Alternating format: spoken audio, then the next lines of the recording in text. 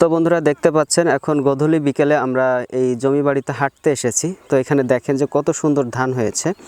ধানগুলোকে কিন্তু খুব যত্ন করে এই পর্যন্ত আনা হয়েছে। দেখেন কত সুন্দর ধান হয়েছে এবং এই ধানগুলোতে এই যে এখন স্প্রে করা হবে। এই যে দেখেন যে স্প্রে মেশিন ঠিক করছে। আসলে কাজ করতে করতে অনেক সময় স্প্রে মেশিন জাম হয়ে যায়, ভিতর থেকে স্প্রে বের হতে চায় না। তো এই যে দেখেন স্প্রের জন্য প্রস্তুতি নিচ্ছে।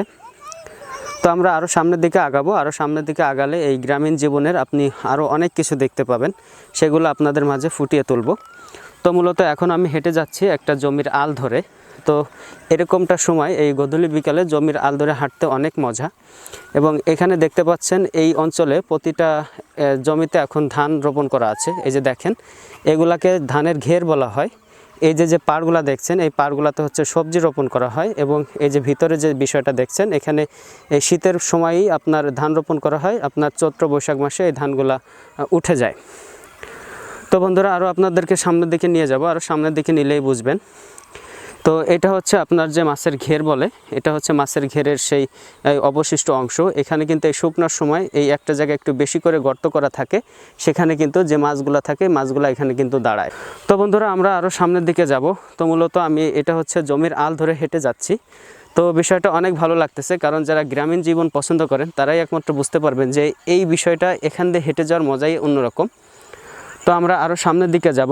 আরও সামনের দিকে দেখতে পারবেন অনেক মানুষ অনেকভাবে জীবিকা নির্বাহ করে এবং অনেক মানুষের অনেক ধরনের কাজ আপনাদেরকে দেখাবো।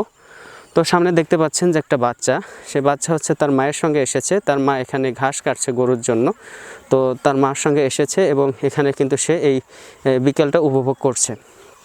তো আপনাদেরকে আরও কিছু দেখাবো, চলেন সামনে যাওয়া যাক। কি ঘাস কাটা হয়ে গেছে? এই টমেটো খাচ্ছিস কে? কাকে গ্রেপ্তা ধরো। এই জমিতে দেখেন পেঁয়াজ লাগানো আছে।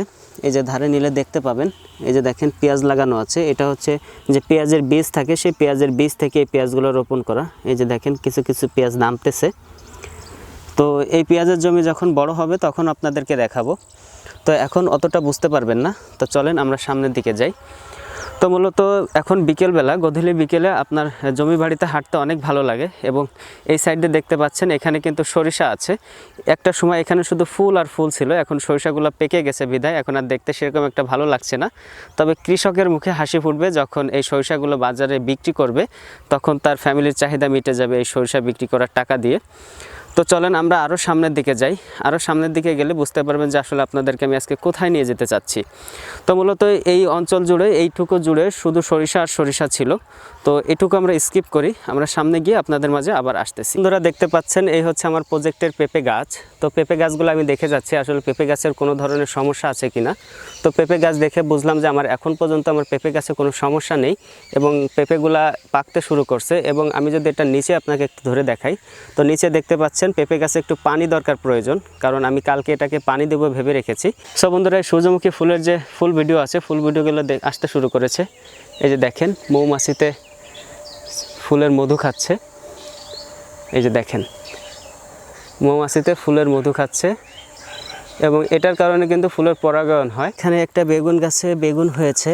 তো বেগুনটা মনে হয় বয়স হয়ে গেছে, দেখলে মনে হচ্ছে এই যে পেকে পেকে গেছে। তো এটা অনেকটা চোখে দেখতে পারিনি তখন।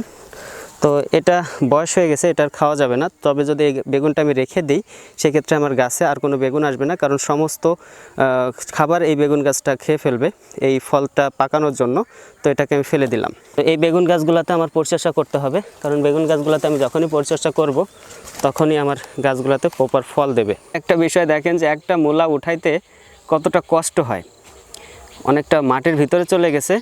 আবার এই মূলা যখন একজন কৃষক বাজারে নেয়, সেই ক্ষেত্রে যখন তার ন্যায্য মূল্য না পায়, সেই ক্ষেত্রে আপনার কেমনটা লাগে। এই মূলাটা যদি বাজারে নেওয়া হয় তাহলে 5 টাকাও দাম নেই। 5 টাকা দাম আছে? 5 টাকাও দাম নেই। এটার ভিতরে এই যে আছে, এই যে দেখেন এই যে ভিতরে এখন ওই যে মূলা রয়ে গেছে। তো এই হচ্ছে বিষয়। দেখেন আমাদের এখানে আরও মূলা আছে, এই যে দেখা যাচ্ছে। তো সবাই ভালো থাকবেন, সুস্থ থাকবেন। আল্লাহ হাফেজ।